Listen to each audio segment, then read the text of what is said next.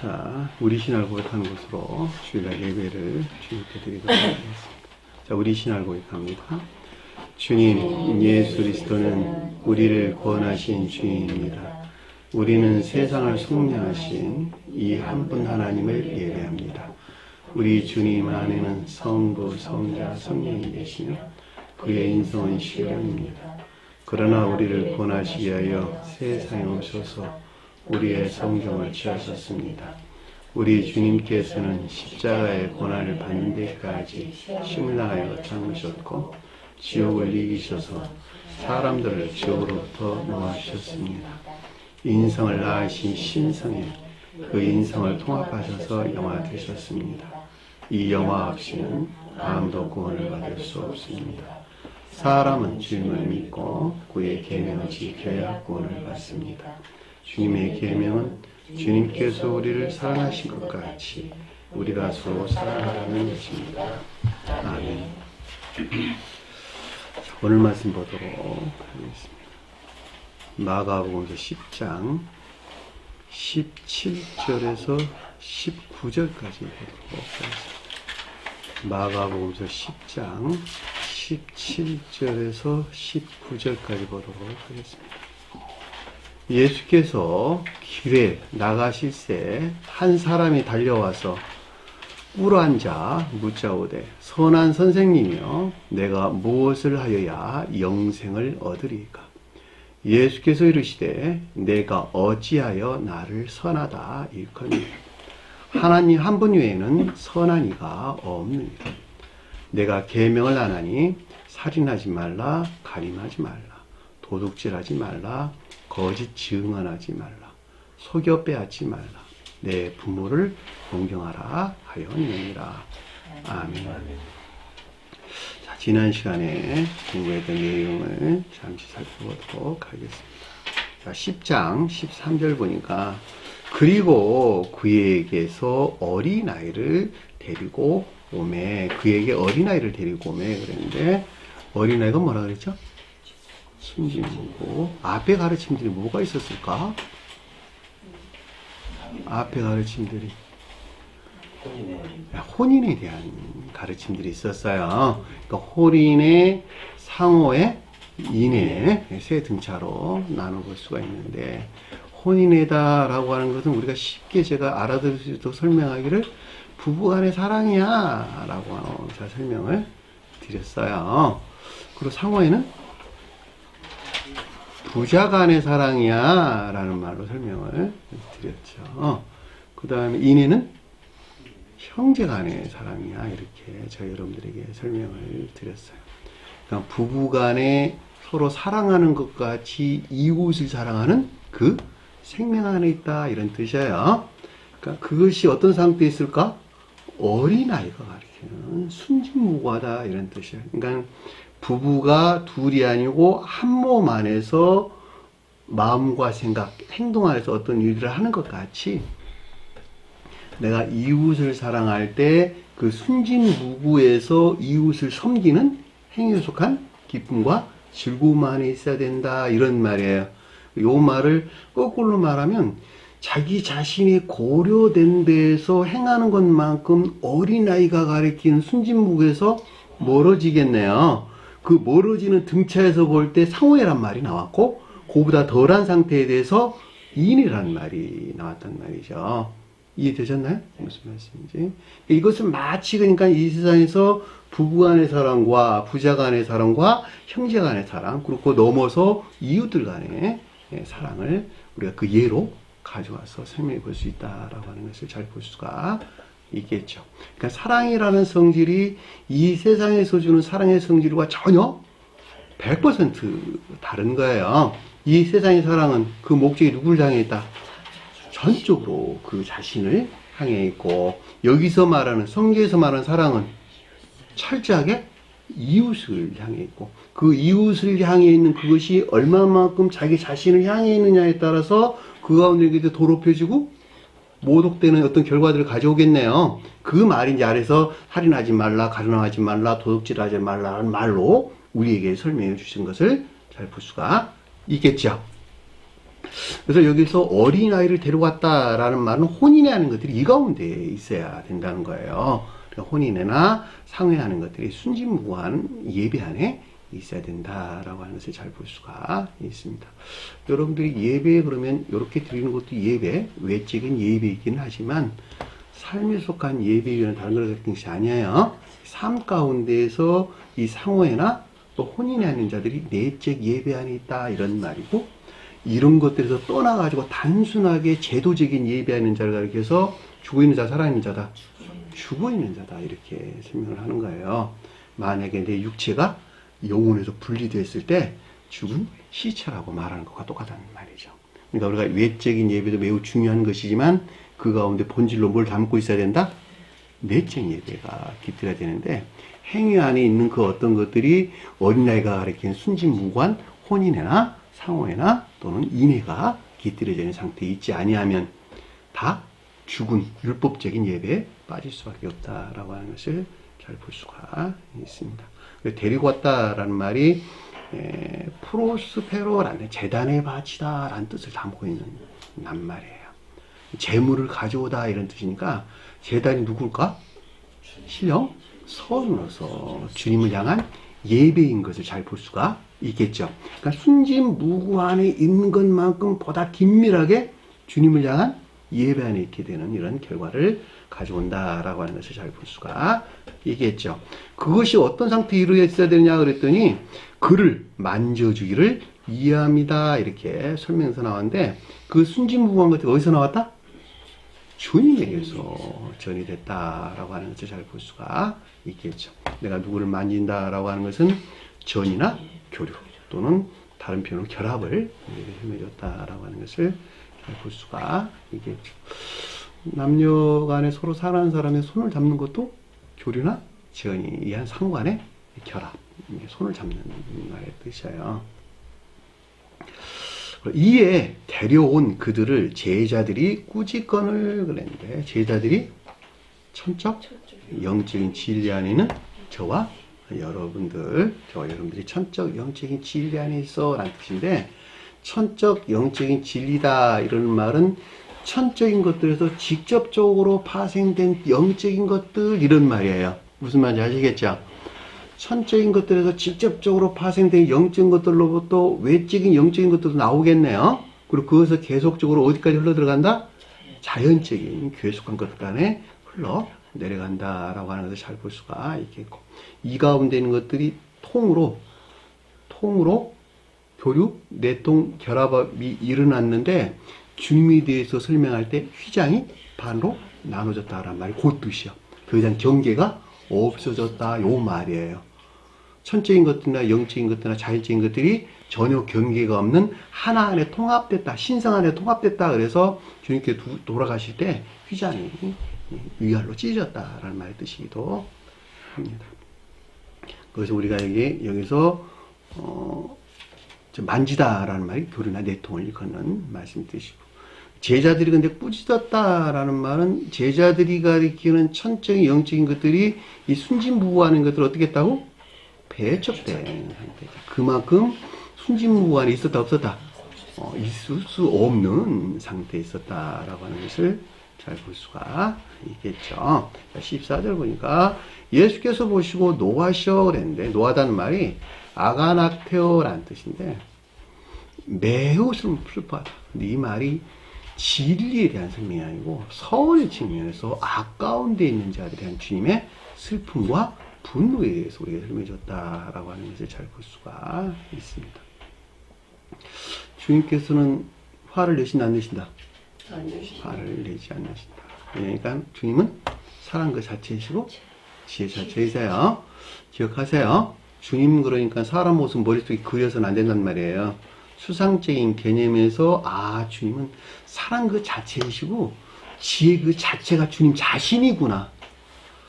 우리에게 들어온 사랑이라고 하는 모든 것들은 어디서 내려왔다? 그 주님, 사랑 그 자체로 계신 주님으로부터 우리에게 내려왔는데, 그 사랑 그 자체로 계신 주님을 처음 존재 그러는 거예요. 모든 영적으로나 자연적으로나 우주 만물에 속한 모든 것들이 근원이 뭐였다고? 사랑 그 자체로 계신 주님이었다는 거예요. 근데 여러분들이 그 사랑 그 자체로 추상화되어 있는 그 사랑 자체로 계신 주님을 갖다가 우리와 모습과 똑같은 예수 그리스도로 머리를 또 가져오니까 성경 말씀 이해할 수가 없단 말이에요. 물질적인 개념에서 이해하는 것이죠. 예수님이 이 사람의 모습이야, 마리아에서 낳지 않았어? 그리고 사람이라고 인식하는 그 순간에 모든 추상화되어 있는 그 거룩한 개념들이 어떻게 됐어요? 다 모든 것들이 사라져버리고 물질적인 개념에서 가져온 데서 성경 말씀이 수도 없는 오류들을 만들어냈다라고 하는 것을 우리가 잘 볼 수가 있단 말입니다. 그러니까 여기서 주님께서는 사랑 그 자체이시고 지혜 자체이시기 때문에 화를 낼 수 없는 그 자체로 계신다. 그럼에도 불구하고 주님께서 화를 낼 만한 상대적으로 누가? 저와 여러분들이 제자들이 그쵸? 제가 여러분들이 그 상태에 있는 것을 우리에게 설명해 줬다라고 하는 것을 잘 볼 수가 있겠죠. 그 말을 여러분들이 쉽게 이해될 수 있도록 부자간에 내가 부자간에 설명했어요. 설명을 드렸어요. 부모가 자식 사랑하지 않는 사람 어디 있어요? 그냥 그 자체로 자식을 사랑하지. 그럼에도 불구하고 자식이 볼 때는 엄마 왜 맨날 나만 보고 화내? 그렇게 말하잖아요. 그쵸? 자식이 볼 때는 부모가 화낸 것 같이 보이지만 사실은 부모는 사랑이에요.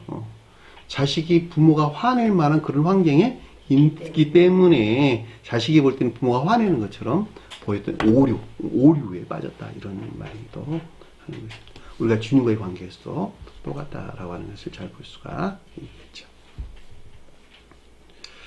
자, 그들에게 이르시되, 자, 어린아이가 뜻하는 혼인이나 상호에 예배안에 있지 못한 제자들이 가리킨 것들에 대한 내면적인 지각을 뜻한다라고 하는 것을 잘 볼 수가 있겠죠.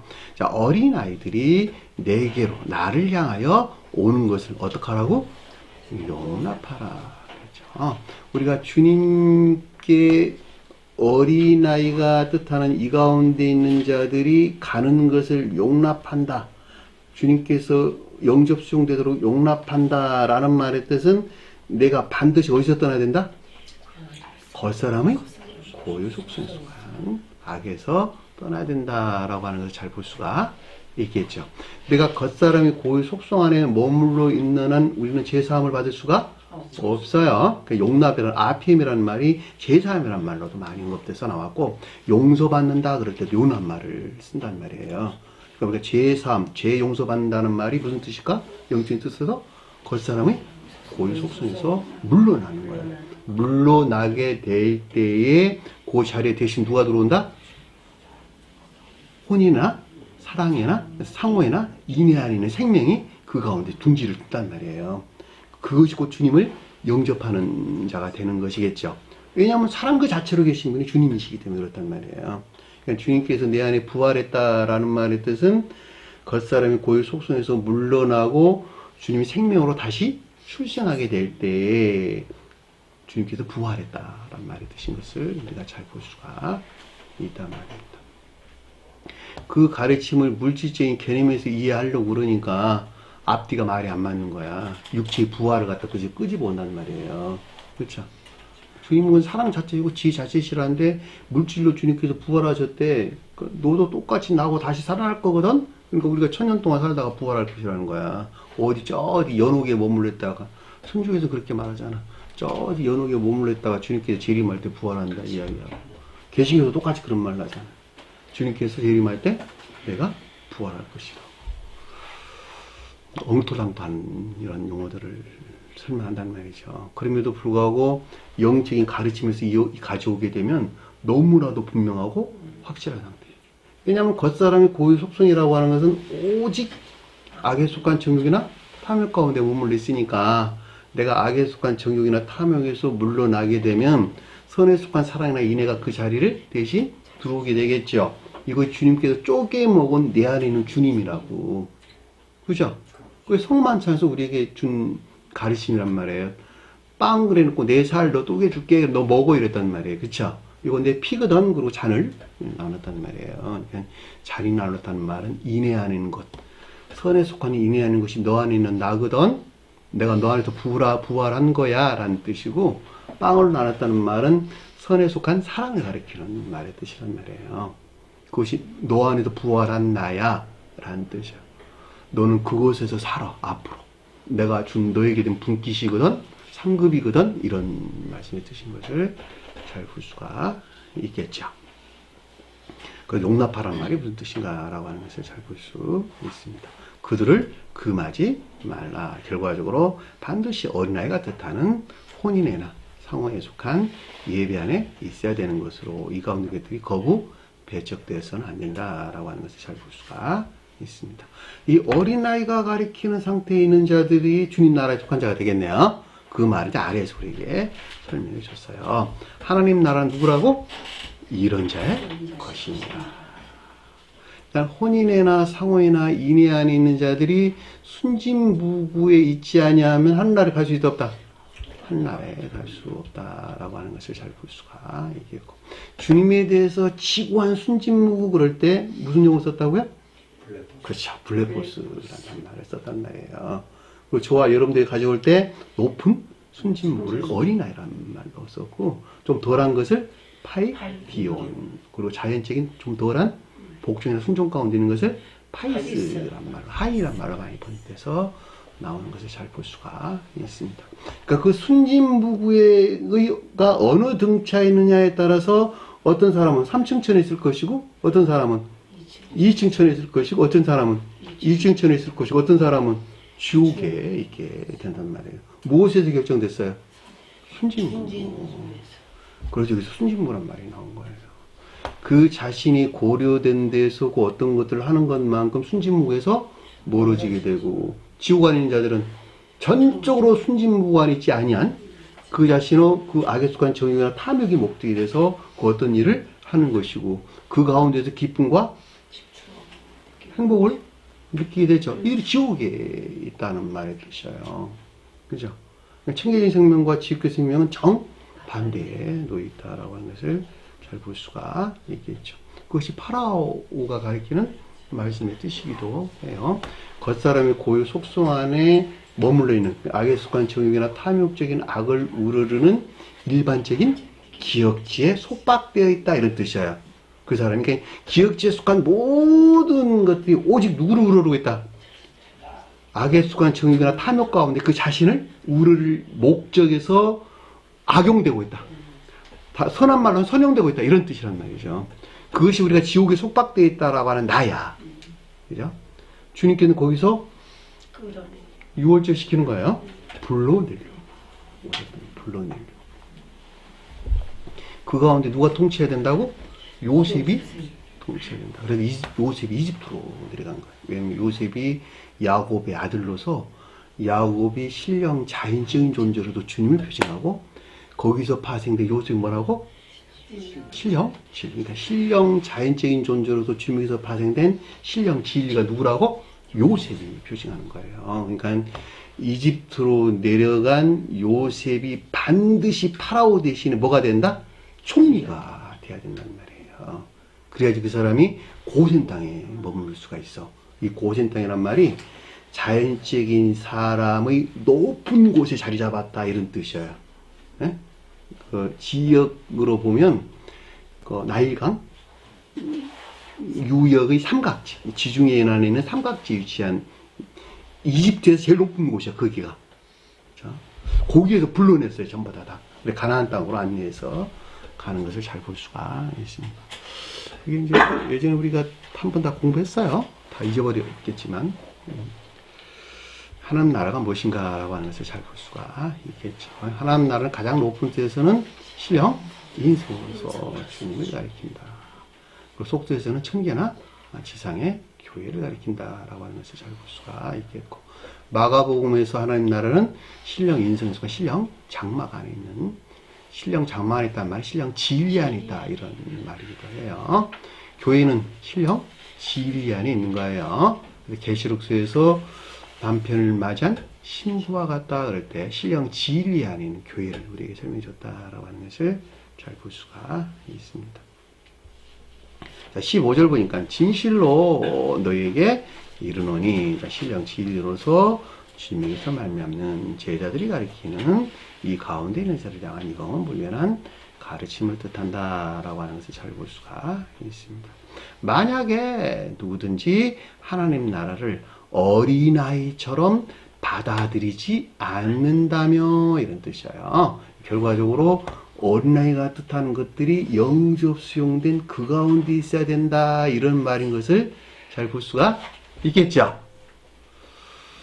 여러분들 그 가운데 있나요? 있으려고 애쓰나요? 노력하고 있나요? 한 달 되는 거 아니에요. 반드시 광야를 지나야 돼요. 광야가 뭘까? 순진무구에 나아가기 위한 영적인 시험, 영적인 시험인데 그 40이란 말이 그 순진무구한 중생에 이르기까지 뭔 넉넉한 충분한 기간. 주님께서 광야의 시험도 똑같아요. 그래서 성경에 40이란 말은 충분한 기간을 한 살 거듭나기까지 충분한 기간을 우리에게 설명해 줬다라고 하는 것을 잘 볼 수가 있습니다. 그러니까 왜 나는 그 가운데 있지 못해요 자책하지 마시고 말씀을 가르침을 단순하게 무지 어린아이 같이 단순하게 해서 실천하게 되면 지혜의 어린아이로 바뀌어요. 그게 질서야. 무지 어린아이라는 말은 자기 주장, 자기 생각, 사상에 서 어떤 것들을 옳다 그러다 판단하지 말라는 거예요. 가리키는 말을 그대로 받아들여서 자기가 이해하고 깨닫는 것만큼 실천하라 이런 뜻이야. 어린아이도 그러고 있죠. 부모가 뭐 신분을 시키면 자기 생각 하나도 섞지 않잖아. 그리고 그냥 시키는 대로 하잖아. 그게 무지 순진무구란 말이 그런 뜻이야. 근데 어른이 돼가면서 자기 생각을 섞어요. 엄마 뜻은 이거 아냐고 이렇게도 하고 저렇게도 하고 그런단 말이야. 그런 것만큼 잘못된 일을 행하게 되는데 영적으로 성장해 가면서 그런 과정이 필연적으로 뒤따라올 수밖에 없게 되는 것이죠. 그 가운데에서 진리라고 하는 것이 무엇인가라고 하는 것을 안단 말이에요. 그리고 나중에 뭐로 성장한다? 여기서 말하는 지의 순진무구한 자로 성장해서 주님 나라 안에 하나님 나라 안에 있게 된다라고 하는 것을 잘 볼 수 있습니다. 그 말에 의해서 어린아이처럼 받아들이지 않는다는 이런 뜻이에요. 그러니까 천적 영적 교회의 상호에나 인에 속한 순진무구 안에 있어야 되는 것을 뜻한다라고 하는 것을 잘 볼 수가 있습니다. 결단코 어떻게?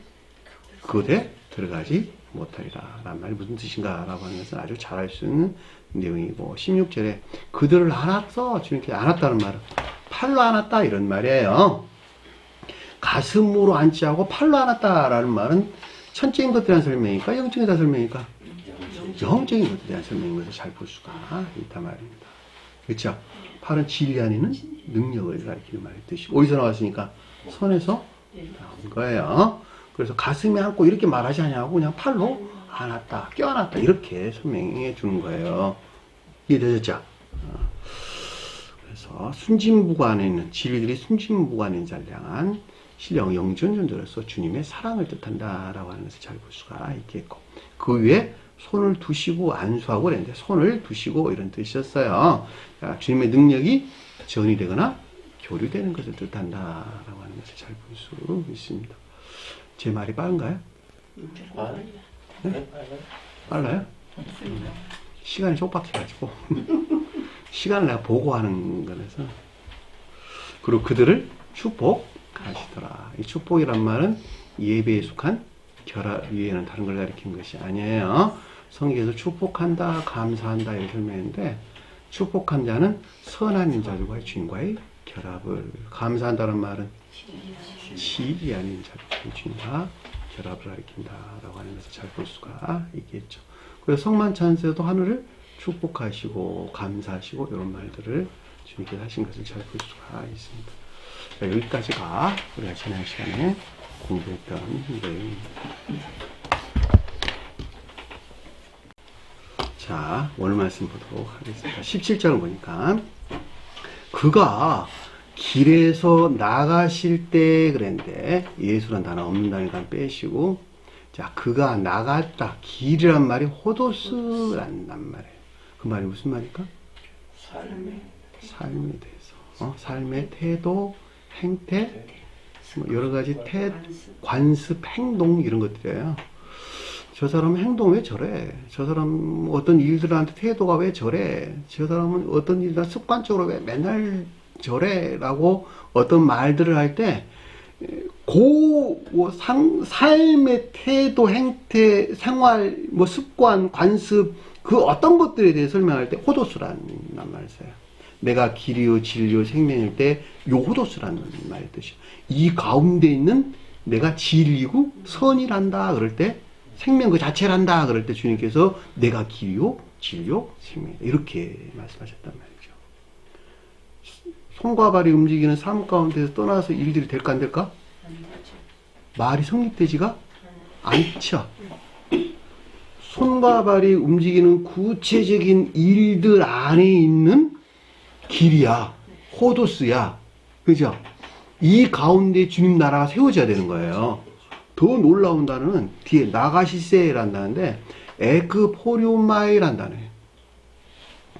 이 에크포료마이라는 단어는 포료마이가 갔다, 걷다, 뭐 여행하다, 뭐에 대한 설명입니까? 요것도 삶에 대한 설명이야. 그쵸? 근데 앞에 때 에크가 붙었어. 에크라는 말이 에크, 엑스란 두 단어로 많이 쓰기도 하는데 성경에서 숫자 6이란 말이 요 단어야. 6이 뭐에 대한 설명일까? 선에 대한 설명이야? 진리에 대한 설명이야? 진리 안에 대한 설명이에요. 진리들이 실천되는 길 안에, 삶에 속한 길 안에 있어야 되는 거야. 그쵸? 어디서 나온? 그가 주님에게서 나온. 그것에 대한 가르침이 아래에서 우리에게 주고 있는 거예요. 그것에 대한 가르침이야. 이 가운데 선한 사람이 나야. 라고 주님께서 아래에서 말씀해 주고 있단 말이에요. 선하신 분은 하나님 한 분이신데 이렇게 말하고 있는 거예요. 지금 아래에서. 이것들 더럽혀지고 모독돼서는 안 돼. 그리고 살인하지 말라, 간음하지 말라, 뭐 도둑질하지 말라 그런 말들 아래에서 나왔단 말이에요. 쉽죠?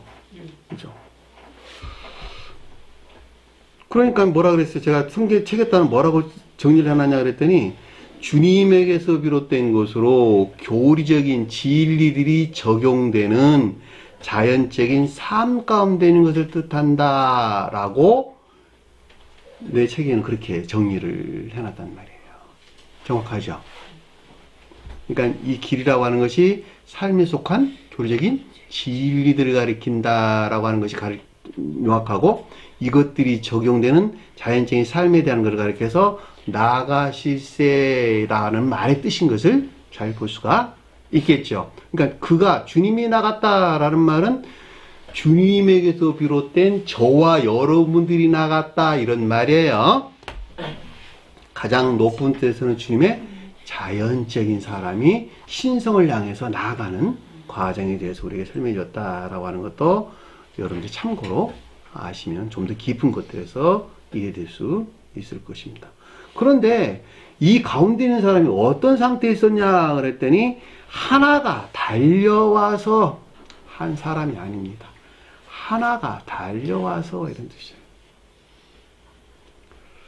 기수로 쓰여졌어요. 복수가 아니고 기수로 쓰여진 하나예요. 그 성질 안에 있는 것들이란 뜻인 것을 잘 볼 수가 있겠죠. 주님에게서는 어떤 성질이 있었는데 그것이 달려가고 있는 성질 안에 있다 이런 뜻이에요. 무슨 말일까? 트레코, 프로스 트레코. 주님을 향해서 달려가고 있어, 뛰어가고 있어 이런 말이에요. 여러분들 뛰어가고 있나요? 네. 거북이처럼 걸어가고 있나요?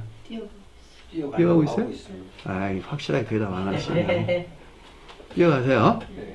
애정에 속한 열망 안에. 그 성질이 교리적인 진리들이 적용되는 자연적인 삶 가운데 있는 것으로 주님을 향한 애정에 속한 열망 가운데 있는 상태를 가리킨다라고 하는 것을 잘 볼 수가 있겠죠. 너무너무 쉽죠? 여러분들 반드시 이 가운데 있어야 돼요. 거북이처럼 가지 마세요. 열망이나 갈망이 없으면 주님을 향해 나갈 수 없어요. 반드시 애정에 속한 열망이나 갈망 가운데 있어야 된다라고 하는 것을 잘 볼 수가 있습니다. 그 말에 이 가운데 있는 자들 중에서 반드시 갖춰야 될 것이 뭐냐 그랬더니 아래에 나왔어요. 그에게 꿇어앉아란 뜻이에요. 그 말이 무슨 말일까? 자기 주장, 자기 사상에서 그 가운데 있다. 주님을 향한 겸비 안에 있다. 주님을 향한 겸비 안에 있는 상태를 그 있는 말씀의 뜻인 것을 잘 볼 수가 있단 말입니다.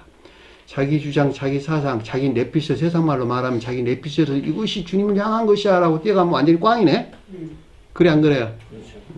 이것이 자기 주장, 자기 사상 다 내려놔야 돼요. 그래서 꿇한다는 말이 고뉴페테어란다는데 무릎을 꿇다라는 뜻이 있고, 또 다른 표현으로는 앞에 굴복하다 이런 뜻이에요. 자기를 내려놨다. 난 더 이상 아무것도 할 수 없어요. 그리고 굴복하다는 뜻을 담고 있는 무릎을 꿇다 이런 뜻이에요. 자, 이 가운데 있는 것들이 자기 자만이나 교만에서 떠난 주님을 향한 겸비 안에 있어야 되는 것을 뜻한다라고 하는 것을 잘 볼 수가 있겠죠. 반드시 그 가운데 있어야 돼요. 그리고 뭐라고 했어요? 그에게 묻되 그랬죠. 주님에게 물었다는 말이 뜻이면 묻다는 말이 에페로타오라는 뜻이에요. 진리들이 측면에서 의문에서 나온 어떤 탐구나 연구가 있었는데 이것이 어디서 나왔다? 주님에게서 나온 이런 말이겠죠. 그에게는 다 주님에게서 물었다는 말이기 때문에 주님에게서 비롯된 이 가운데 있는 것들, 앞에 설명했던 교리적인 진리들이 적용되는 자연적인 삶 가운데 있는 것들에 대한, 그쵸? 의문에서 비롯된 탐구나 연구가 있었다라고 하는 것을 잘 볼 수가 있겠죠. 제가 조금 전에 설명했던 내용과 똑같아. 야, 선이 도대체 뭘까? 인애가 도대체 뭘까? 사랑이 도대체 뭘까? 혼인에 했다는 말이 무슨 말일까? 상호에 했다는 말이 무슨 말일까? 인애라는 말이 무슨 말일까? 처음에는 의문투성이고 불명명투성이야. 그렇죠? 의심투성이고 정리가 안 돼 머릿속에서. 이런 어떤 것들에 대한 지금 탐구나 연구가 있었다라고 하는 것을 잘 볼 수가 있겠죠. 근데 뒤에 아래서 뭐라고 그랬어요? 선한 선생님이셔. 선하다는 말이 아가도스라는 단어입니다. 청계적인 사랑이나 인애에 속한 선한 삶이 비롯된 근원에 대한 것으로 이런 말이겠죠. 주님이 선하신 분 그랬으니까 이 선이 비롯된 근원이신 선생님이셔 이런 뜻이겠죠. 선생님은 뭘까? 교리적인 성원으로서 또는 교리에 속한 가르침이나 배움으로서 주님에 대한 고백을 가리킨다라고 하는 것을 잘 볼 수가 있겠죠. 여러분도 그러고 있어요? 네. 교리적인 가르침이나 배움으로서 주님에 대한 고백이에요. 이 말을 여러분들이 추상화돼서 생각하게 되면 주님은 저 멀리 계시니까 어떻게 주님을 향한 고백 가운데 있지? 이렇게 의문을 가질 수가 있겠네요. 제가 여러분들이 자주 설명한 것 같이 저 세상에는 누가 일한다? 천사가 일한다. 이 세상에서는 천사적인 성품을 지닌 사람, 앞에 꼭 집어넣으세요. 천사적인 성품을 지닌 사람이 일을 한다. 왜 그래야만 되냐면 만약에 그렇지 않고도 주님 나라를 세울 수 있었다면 주님께서 이 세상에 오실 이유가 있었을까 없었을까? 전혀 없었어요. 왜냐하면 전능전지하신 분이시니까 주님의 전지전능하신 분으로 교회를 세워버리면 되지. 뭐 하려고 이 일을 대신할 수 있는 아들을 보내겠냔 말이에요. 그래 안 그래요? 그러나 어떤 일들을 하려면 그 일을 해낼 수 있는 방편이 필요하잖아요. 반드시 필요하단 말이에요. 주님 나라를 세울 방편으로 주님께서 이 땅에 오신 것 같이 이 세상에 오셔서 영화 되신 주님도 그 나라를 세우려면 뭐가 있어야 돼요? 반드시 그 일을 대신할 수 있는 사도들이 있었단 말이에요. 사도들이. 그것을 갖다 12사도 이렇게 불렀다니까. 그 성품이 천사와 동일하더라. 뭐로? 144. 선 안에는 모든 것들이 뭐가 결합되어 있다? 거룩한 진리. 그러니까 거룩한 진리 안에는 모든 것들이 주님으로부터 주입된 생명, 그 선이 있었는데 이 선과 결합된 복합체의 진리가 아닙니다. 마음과 생각, 행위하는 모든 것들이 그 가운데 있었다 이런 뜻이요. 이들이 이 세상에서 주님 나라를 세워가는 주님의 제자들이란 말이에요, 제자들. 그래도 뭐라 그랬어요? 아버지와 아들과 성령 이름으로 세례를 주고, 너 이름으로 세례를 주지 말고 내 이름으로 세례를 주라는 거야. 그랬죠? 주님의 두 이름에서 파생된 것으로 세례를 대신 너희들이 줘 라고 위임을 해준 것을 잘 볼 수가 있단 말입니다. 근데 이것을 잘못 해석해가지고 세상에서 지가 예수님 된 사람들 많아요. 아주 사악한 종자들이 많아가지고 이런 아주 깊은 가르침들을 곡해해가지고 그들이 그들의 목적에서 악용하는 일들이 생겨났다라고 하는 것을 잘 볼 수가 있습니다. 그러니까 여러분들이 그런 것들을 보는 지혜도 있어야 되는 거예요. 근데 그 지혜도 어디서 나와요? 그 사람? 사랑에서 나와요. 그 사랑의 성질이 동일한 사람은 동일한 것을 말하는 것을 굉장히 기뻐한다는 말이에요. 그러니까 끼리끼리 노는 것도 똑같아. 애정의 성질이 비슷해가지고 그 말들을 하면 서로 잘 통한다는 말이에요. 이 똑같아. 하나님 말씀도 똑같단 말이에요. 그가 어느 뒤에 머물러 있느냐에 따라서 그 가르침에 속한 것들을 아주 만족스럽게 받아들인단 말이에요. 그러니까 주님의 두 이름에서 파생된 사랑의 성질이라는 내가 있으면, 또 그 사람이 그 가운데 있으면 그 말을 하는 그 사람은 그것을 달게 받아들인단 말이에요. 기쁨으로 받아들인다. 자기 생명과 똑같은 것을 똑같이 말해주고 있잖아. 얼마나 기쁘냔 말이에요. 그러니까 세상에서 구별된 자란 말이 그런 뜻이요. 노아란 말이 당대 의롭다란 말이 그런 뜻이라고. 네피림들에 의해서 교회가 다 멸망했는데, 이 네피림 말이 악에 속한 정욕을 가리키는 말의 뜻이에요. 악에 속한 정욕으로부터 성경 말씀을 취해서 교회가 완전히 멸망을 했어. 그런데 그 가운데 의로운 자가 있어. 주님 사랑을 담고 있는 자가 있었단 말이에요. 그 자를 택해가지고 뭘 세워서? 고대 영적인 교회를 다시 세웠단 말이에요. 이 시대도 똑같은 말씀의 뜻이요. 악에 속한 정욕, 탐욕으로부터 교회가 멸망된 기독교회가 됐어요. 이 기독교회가 종말 이르렀는데 그 가운데에 주님 나라를 세울 수 있는 선한 사람들이 있었단 말이에요. 생명을 담고 있는 사람들이. 그 사람들이 애정에 속한 열망 안에 있게 될 때 그들은 이 가르침들을 자기 생명으로 받아들인단 말이에요. 그래서 새로운 교회가 그 가운데 서시된다라고 하는 것을 잘 볼 수가 있단 말입니다. 그래서 여기서 선하다라는 말이 선이 비롯된 근원, 사랑이나 인에 속한 선한 삶이 비롯된 근원으로 선생님이란 말이 교리적인 성원으로서 또는 신령 진리에 속한 교리적인 가르침이나 배움으로서 주님에 대한 고백을 뜻한다라고 하는 것을 잘 볼 수가 있습니다. 무엇을 행하여야, 문장을 조금 바꿀게요. 무엇을 행하여야 영원한 생애를 상속받으리까, 이런 뜻입니다. 영생을 얻으리까가 아니라 영원한 생애를 상속받으리까, 이런 뜻이에요. 생애가 뭘까? 삶, 자치. 이 가르침이 무엇에 대한 내용이에요? 전체적인 주제가 다 손과 발이 움직이는 삶에 대한 가르침을 지금 주고, 처음부터 끝까지 그 말이야 다. 네? 그걸 떠나갖고 설명할 수 없잖아 지금. 앞에 시작부터 지금까지 중요하지, 그렇죠? 그래서 앞에 하나님 나라 나오고 어린아이 나오고 그 혼인하는 것들이 더럽혀져서는 안 된다고 간음한 자 나오고 다 앞에서 그 말 먼저 언급돼서 나오는 거예요. 순서로 보면. 영원이란 말은 아이오니오스란 시작과 끝이 없는 이런 뜻이에요. 그 생애라는 말은 조애란다는데 생애, 생명, 삶 이 말인데 제가 자주 쓴 표현이 있어요. 생애의 마지막 날까지, 제가 자주 쓴 용어죠, 그렇죠? 생애의 마지막 날까지 주님으로부터 새겨진 생명체 하나 있지 아니하면 안 돼요. 왜냐하면 그 생명체계에서 심판을 받은 것이니까.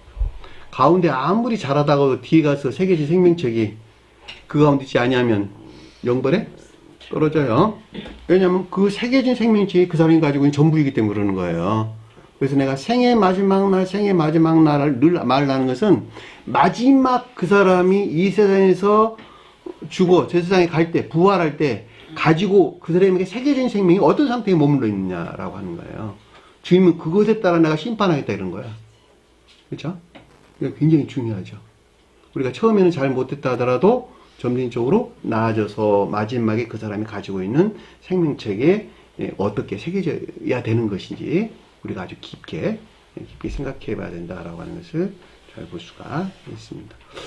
세상에서도 그런 말 많이 하죠. 너 다 잘하다가 마지막 하나 잘못하면 어떻게 된다고? 다 꽝이야. 이렇게 이야기하는 거 똑같은 말이에요. 왜냐면 그 마지막 가지고 있는 그것이 그 사람이 가지고 있는 전부예요. 그렇다고 하는 것을 잘 볼 수가 있습니다. 요것도 똑같아요. 이 생애란 말은 고단해요. 조회, 생애, 삶, 요란 말이에요. 그 상속받는 말이 클레로 노메오라는데 상속자가 되다 이런데 상속자가 되다.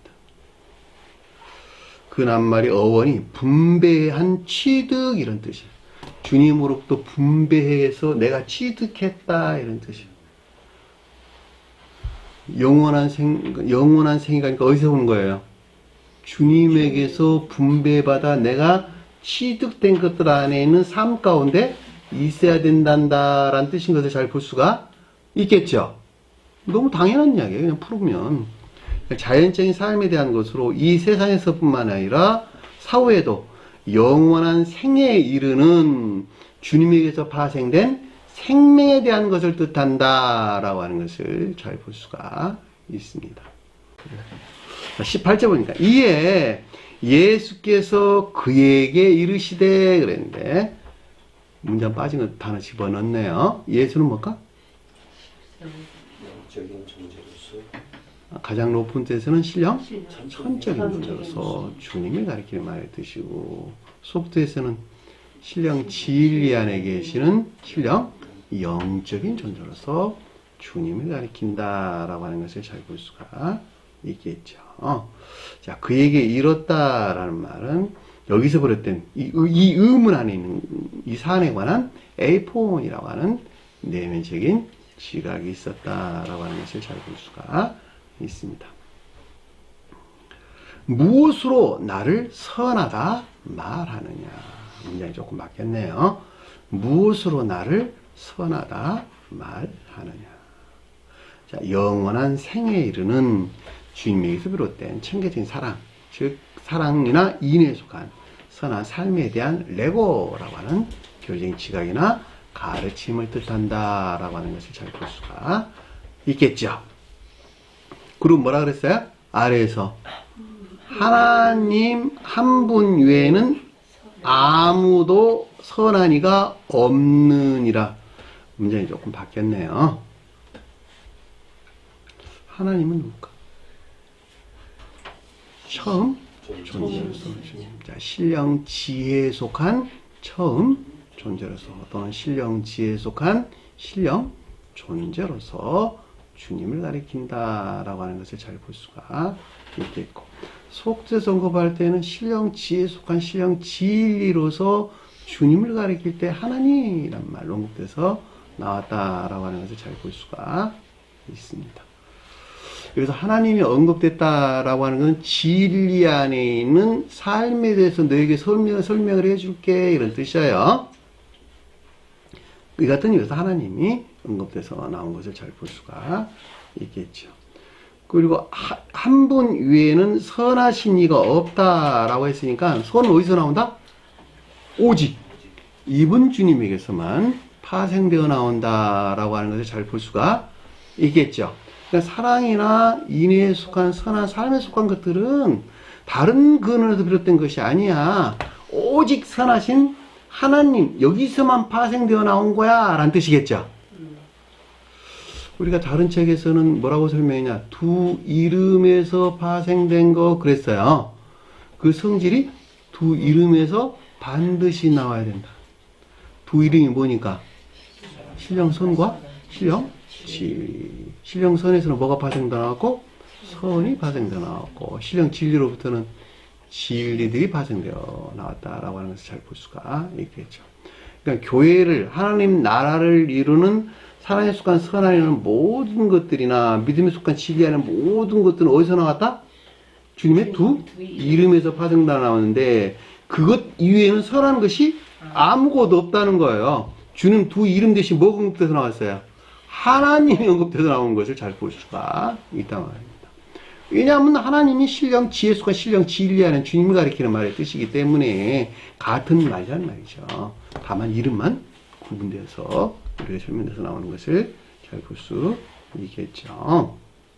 그러니까 앞서 설명한 즉 영원한 생에 이르는 천계적인 사랑이나 인애에 속한 선행 안에 있는 것들은 오직 이분 주님, 하나님으로서 이분 주님에게서 비롯된다는 것을 뜻한다라고 하는 것을 잘 볼 수가 있겠죠. 기억하세요. 왜냐하면 제가 이 말을 드리는 것은 세상에는 수많은 사랑의 성질들이 존재하고 인애의 성질들이 존재한단 말이에요. 그럼에도 불구하고 그 성질이 동일하지 않으면 구원받을 수 있다 없다? 없다라고 하는 것을 반드시 명심을 하셔야 된다는 말이죠. 우리가 자연적인 진리 아닌 자들도 겉으로 보기에는 그 사랑의 성질이 구분되지 않아요. 구분되지 않아요. 그럼에도 불구하고 자연적인 진리들에서 취한 사랑이나 인애에 속한 선한 사는 그 목적이 누굴 향해 있다? 그 자신. 행위 안에 있는 목적이 그 자신을 향해 있단 말이에요. 이건 성경에서는 악 그러는 거예요. 성경에서. 무슨 말이겠어요? 악이라는 개념이 그거야. 네?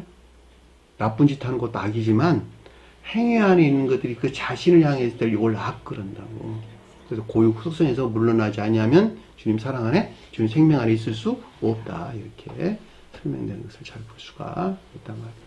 그러니까 한 사람이 반드시 거듭나지 아니하면 진정한 뜻에서 주님 생명 안에 있을 수가 없는 것이죠. 여기서 말하는 영원한 생애에 들어갈 수 없다라고 하는 것을 잘 볼 수가 있단 말입니다. 구원받기 참 어렵네요. 그래요? 구원받기 굉장히 쉽습니다. 왜냐하면 주님께서는 그 경향을 보시기 때문에 그러는 거예요. 너 힘으로 안 돼.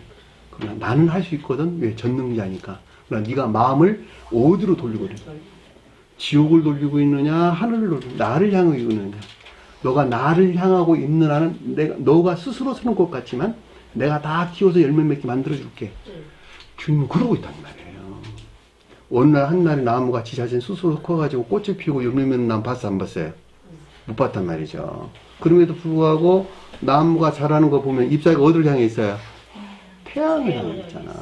해바라기 봐. 해바라기 뭘 향하고 있어요? 태양을 바라보고 있잖아.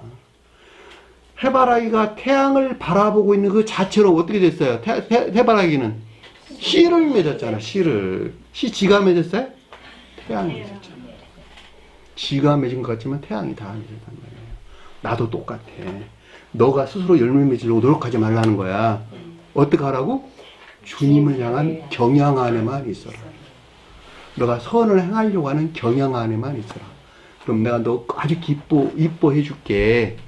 그리고 내가 열매 맺게 만들어 줄게. 근데 행해하는 모든 것들이 그 자신을 향한 욕망 안에 있어. 모든 것들이 그 경향 안에 있어. 그럼 주님 일할까? 못할까? 안 된다니까. 행해하는 모든 것들이 너를 향한 경향 안에 있지 말고 이웃을 향한 경향 안에 있도록 네가 애 한번 써봐.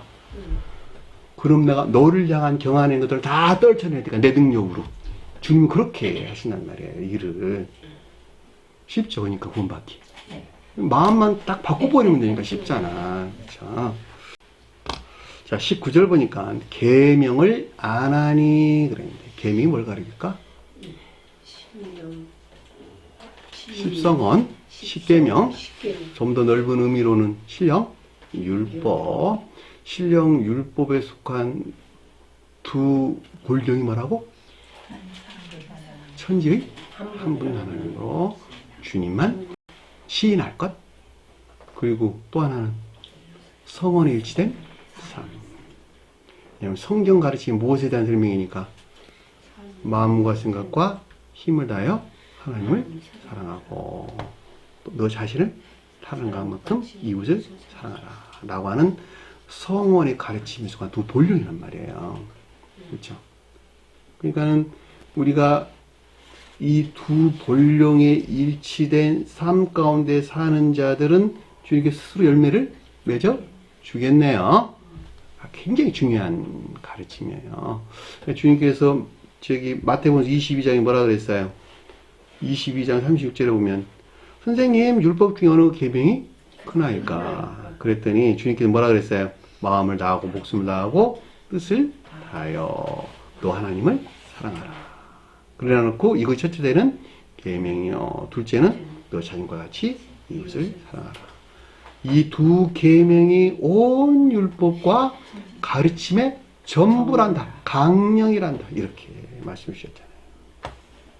그리고 또 다른 데서 뭐라 그랬어요? 요한복음서 13장에서는 제자들의 발을 누구 발을 씻겼어요? 베드로의 발을 씻겼다. 발을 왜 발을 씻겼을까? 머리도 있고 손도 있고 다 있는데 하필 발을 씻겼을까? 낮고 낮은 자세에 내려가야 되니까? 그랬나요? 그럼 왜? 발이 자연적인 삶에 대한 설명이기 때문에 그러는 거예요. 우리 발을 딛고 사는데 발이 뭐라고? 자연적인 삶. 그래서 여기서 삶에 대한 설명이잖아 다. 이 가운데 주님이 씻어줬단 말이 무슨 말일까? 발을 씻었단 말이 자연적인 일들 안에 있는 정화, 아까 그리스도의 정화란 말이에요. 그 정화되는 그 자신을 우러를 목적에서 자연적인 삶 가운데 있는 것들에서 정화되는 것만큼 누구를 향해 있는 거예요? 이웃을 향해 있단 말이에요. 이웃을 사랑하는 선한 삶이 그 가운데 펼쳐지게 된단 말이에요. 그래서 주님께서 뭐라 그랬어요? 내가 너희에게 세운 계명을 주노니 서로 사랑하라. 혼인의 상호에 대한 설명을 우리에게 해주고 있잖아. 서로 상호 안에 있어라. 상호나 인해 안에 있어라. 너를 사랑하는 것 같이 너희도 서로 사랑하라. 그래서 서로 사랑하면 이로써 모든 사람이 너희가 누구? 내 제자인 줄로 이렇게 마지막 명령을 딱 해주셨단 말이에요. 베드로가 뭘 표징하니까? 믿음을 표징해 주니까. 너가 이 가르침을 믿는다면 반드시 발을 씻어야 된다는 거야, 너희가. 그리고 이것들 맨날 너희들 더럽혀지거든. 흉생하는 목욕한 자는 뭐라 그랬어요? 발만 씻으면 돼. 그 가운데에서 경각심을 갖고 항상 오염되는 것이니까 잘 정화하라. 너는 그럴 수밖에 없는 존재들이거든. 이 세상에서 삶 가운데 관계 안에서 늘 발이 오염돼. 너 자신은 우려를 목적으로 어떤 일들 하려고 그래. 또 그런 일도 일어나기도 해. 그러니까 어떻게 하라고? 계속 정화하라.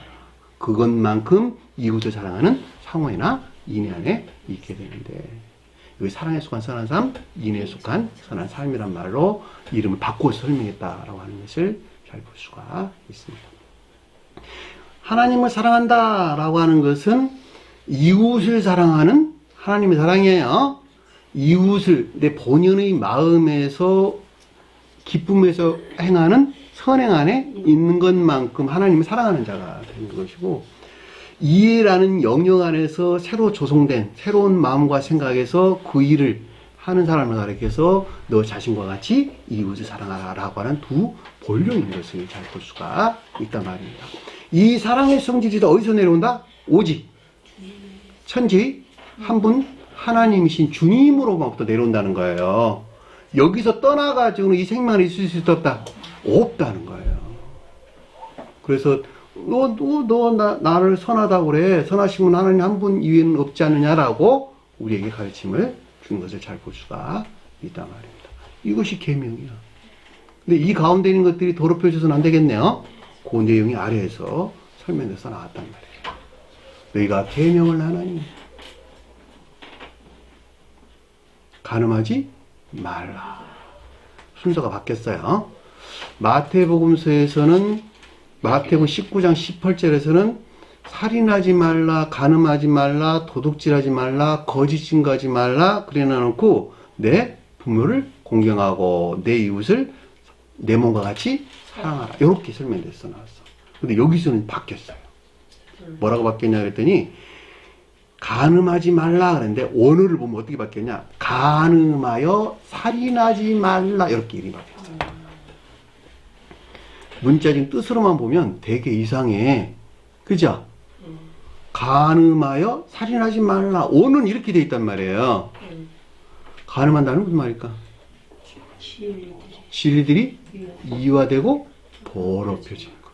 자, 진리들이 이화되고 더럽혀지는 것에서 그 가운데 있는 선을 어떻게 한다고? 모독하지 말아라. 너 자신의 목적에서 취해가지고 그런 일이 일어난단 말이에요. 그러니까 그 가르침을 우리에게 줬어요. 그러니까 천적인 사람들은 믿음이 어디 있다? 선 안에 있고, 영적인 사람들은 믿음이 진리 안에 있기 때문에 간음하지 말란 말이 먼저 언급돼서 나온 거예요. 왜냐하면 간음이 진리에 대해서 우리에게 가르침을 주기 때문에 그렇다라고 하는 거예요. 그러니까 진리가 너 자신의 목적에서 어떤 것들을 하려고 그럴 때 이화되고 더럽혀지거든. 그리고 그 뒤에 그 가운데 있는 선들이 모독되는 거야 라고 해서 간음하여 살인하지 말라 이렇게 언급돼서 나왔고, 그 모독된 선업도는 반드시 또 진리로 이화되고 더럽혀지겠네요. 그 뒤에 나오는 말이 살인하지 말라 그랬는데 살인하여 간음하지 말라 이렇게 언급돼서 나오는 것을 잘 볼 수가 있습니다. 어렵지 않죠? 여러분들이 모독한다, 살인한다는 말은 좀 더 넓은 의미에서 시기, 질투, 미움, 적개심 이런 거 다 포함되는 개념이에요. 여기 나와 있죠. 왜 그럴까? 시기, 질투, 미움, 적개심 이런 거 다 포함된다. 왜 그럴까? 그 마음 안에 그 같은 속성들이 어디서 피어나와요? 그 고유 속성이라고 하는 악에 속한 정욕이나 탐욕에서 나오는 것이죠. 그러니까는 내가 누구를 시기하고 누구를 질투하고 누구를 증오하고 하는 그런 것들은 그 가운데는 뭐를 말살시키는 결과를 가져온다? 선을 말살시키는 살인자가 된다는 말이에요. 무슨 말인지 아시겠죠? 그럼 그 자신 안에 있는 선을 말살시키는 살인자뿐만이 아니라 이웃의 생명까지도 그 같은 일을 자행하는 결과를 가져온다라고 하는 것을 잘 볼 수가 있단 말입니다. 경쟁심 갖지 마세요. 제가 여러분 경쟁심 갖는 건 안 되는 거야. 왜냐면 그 질투심을 유발을 하게 되거든. 그렇죠? 그리고 뭐 어떤 일 할 때 뭐 개인으로 뭘 하려고 뭐 하지 말아라 라고 하는 것도 그 연장성사 안에서 다 이해해 볼 수가 있단 말입니다. 그 관계 안에서 그 여러 가지 잡다한 일들 안에 이 마귀가 틈바구니를 끼어 들어와서 자기 자리를 차지하려고 하는 이런 근성들을 가지고 있기 때문에 그런 것들을 미연에 방지하려고 의무적으로 뭘 하려 하는 것을 내가 철저적으로 관계 안에서 배척하고 순서에서 뭘 하려고 하는 것을 내가 배척하고 그런단 말이에요. 그러니까 뭐든 자발적으로 그렇게 하라자 이렇게 여러분들이 자주 설명드리기도 하는 것입니다. 경쟁심 갖지 마시고 그리고 자기 생명에서 자기가 기쁨에서 할 수 있는 것만큼 하면 그 주님께서 기뻐 받으신다라고 하는 것을 잘 볼 수가 있습니다. 그래서 살인하지 말라라고 할 때 살인하여 간음하지 말라라는 뜻인 것을 잘 볼 수 있죠. 앞에 제가 책에서는 뭐라고 정리해놨냐 그랬더니 간음하지 말라는 말이 하나님으로서 주님에게서 말미암는 영원한 생애에 이르는 이 거룩한 진리들이 이화되거나 더럽혀져 이 가운데 선이 모독돼서는 안 된다는 것을 뜻한다라고 하는 것을 잘 볼 수가 있고, 살인하지 말라라는 말은 살인하여 간음하지 말라 이런 말이기 때문에 하나님으로서 주님에게서 말미암는 영원한 생명에 이르는 생애에 이르는 이 진리 안에 있는 거룩한 선이 모독되는 것에서 또한 진리들이 이화되고 더럽혀져서는 결코 안 된다라고 하는 것을 잘 볼 수가 있습니다. 이 가운데에는 시기나 질투, 미움, 증오 또는 적개심 이런 용어도 다 포함되는 개념인 것을 잘 볼 수 있습니다. 세상 사람들은 이 덩어리 안에서 살아요. 시기, 질투, 미움, 증오, 적개심 이 덩어리 안에서 산다는 거죠. 왜냐하면 그 목적이 자신을 향해 있기 때문에 그러는 거예요. 명확하죠? 그 자신이 탐욕에 젖어 있는 것만큼 상대적으로 질투심도 유발하게 되고 증오심도 갖게 되고 상대적 박탈감도 갖게 되고 그러죠. 그게 세상 사람들 사는 모습이잖아. 그들이 열심히 일해야 될 이유도 어디서 뿌리를 가지고 있어요. 전부 다 거기서 뿌리를, 에너지가 거기서 나와. 너가 나보다 잘했어? 너가 하나 가졌어? 나 2개 가질게. 내가 3개 가졌어? 4개 가졌어? 에너지가 거기서 나온단 말이에요. 그 탐욕적 욕망에서 나온단 말이에요. 그 끝이 있을까 없을까? 그 끝이 없단 말이에요. 사랑의 끝이 없는 것만큼 정반대로 그 탐욕에 속한 끝도 없단 말이에요. 이게 지옥적인 속성이야. 그러니까 사랑의 끝은 자유 안에 있는 것인데 탐욕의 끝은 그 자신 그 가운데 매몰되는 속박을 가져온단 말이에요. 그래 안 그래요? 헤어날 수 있어 없어요? 없다니까. 그게 세상 사람들이 이 지옥 안에 있다는 말의 뜻이요. 그 자신이 누가 만들었어요? 그 자신 스스로가 그 탐욕으로부터 만들어낸 거짓들 안에 자기가 속박되어 가지고 그 가운데서 헤어나지 못한단 말이에요. 이게 이스라엘 백성들이 이집트의 포로가 됐다는 말이 그 뜻이야. 네? 반드시 나와야 되겠네요. 우리는 주님 기쁨에서 살아야 돼요. 그 끝이 하나도 없어. 이게 천대적인 기쁨, 행복 그렇다고. 그 구속될 수가 없어. 왜? 생명에서 나온 것이니까. 주님이 주신 생명에서 나온 것이니까. 자, 도둑질하지 말라. 그래. 도둑질한다는 말은 무슨 말일까? 네? 자, 선을 행하되, 그쵸? 선을 행하되, 도둑질하는 은밀히, 그렇죠? 자기 공로적 행위를 주장하는 자들. 그렇죠? 그 목적이 자신을 향해 있는 공로적 행위 안에 있어서는 안 된다라고 하는 것을 잘 볼 수가 있습니다. 굉장히 경계해야 될 일이네요. 이 관계 안에서 똑같아요. 수시로 드러나요. 기억하세요. 이 관계 안에서 수시로 드러난단 말이죠. 그러니까 어떤 선행을 행하고 있는데 그 목적이 그 자신을 향해 있는 까닭에 공로적인 어떤 것들을 주장하는 이런 게 생기단 말이에요. 말이나 행동, 태도에서 그냥 다 드러나. 그렇죠? 이건 그가 기쁨에서 나온 게 아니죠. 그렇죠? 자기 목적에서 그런 어떤 주장을 하는 것이니까 이걸 도둑질한 자라는 말의 뜻인 것을 잘 볼 수가 있습니다. 그러니까 주님에게서 넣어주신 생명 그 자체에 있단다면 이런 일들은 일어나지가 않아요. 일어날 수 있어요. 그죠? 그러나 그 자신이 그것을 경계를 한단 말이죠. 그러니까 중요한 건 뭐냐면 그가 그러한 행동을 하고 있는 그 자신을 인식하고 있느냐, 인식하고 있지 못하느냐. 그게 굉장히 중요하단 말이에요. 인식하고 있는 자들은 그것을 떨쳐내고자 하는 계속적인 경향을 가지고 있겠죠. 그럼 누가 대신 일어난다? 주님께서 그것을 일어난단 말이에요. 왜냐하면 나에게서 나오는 것은 오직 뭐만 나오니까 악에서 나온 거짓들 위에 아무것도 존재하는 것이 없어. 내가 뭘 할 수 있겠어? 악에서 나온 건 다 그것밖에 없다면 뭘 할 수 있겠느냐고. 할 수 없단 말이에요.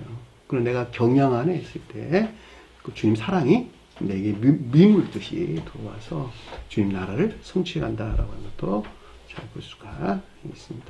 그리고 그 아래 보니까 거짓 증거 하지 말라 그랬죠. 거짓 증거 하지 말라는 말은 악을 선이라, 거짓을 진리라 말하고, 또 악하고 거짓된 행위하는 있는 것들을 선하고 참된 것이라 확증하여 증거하는 일들을 해서는 된다 안 된다?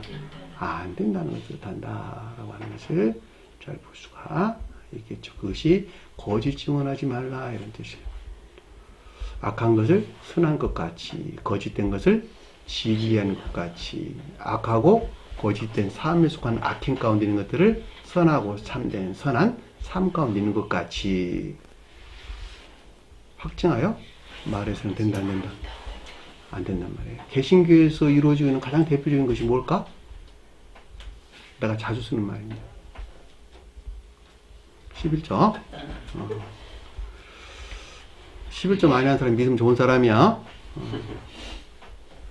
개신교에서 아주 그들 탐욕을 채우는데 아주 기발한 어떤 방법들을 만들어냈는데 원래 11조 그랬단 말이에요.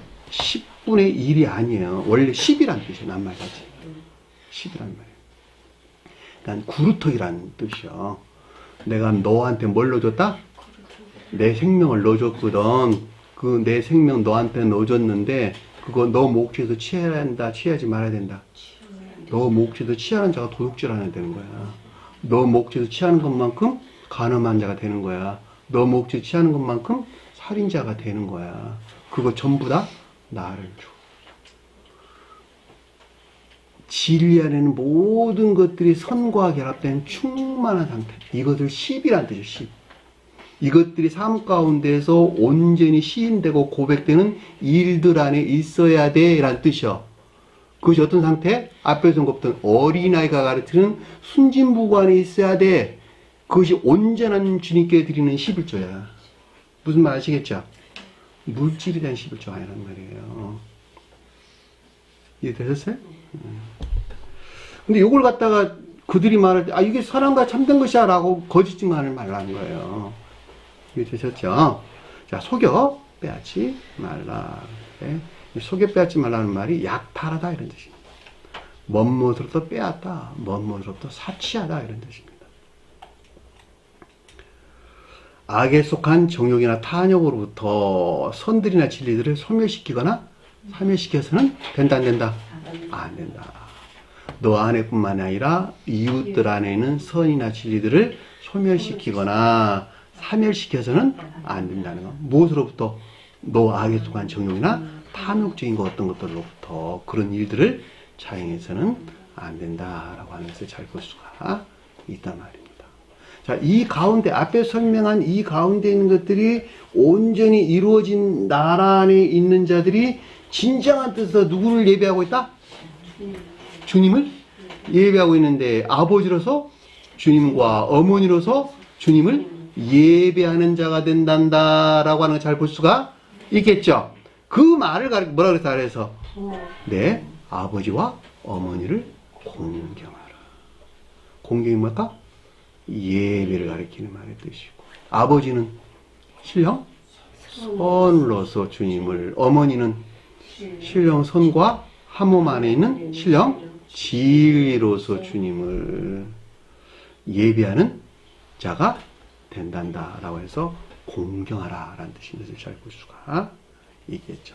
앞서 설명한 이 신령 율법에 일치한 삶 가운데 있는 자들이 영원한 생에 이르는 신령 선과 신령 진리로서 주님을 향한 거룩한 예배 안에 있는 것을 뜻하고, 또 다른 표현으로는 신령 인성에 속한 신령 선과 결합된 신령 진리 안에 있는 것으로 이들이 영원한 생에 이르는 천계나 지상의 교회에 존재하는 삶에 속한 예배 안에 있는 것을 뜻한다라고 하는 것을 잘 볼 수가 있겠죠. 계시록서에서는 이 가운데 있는 자들에서 뭐라고 설명했어요?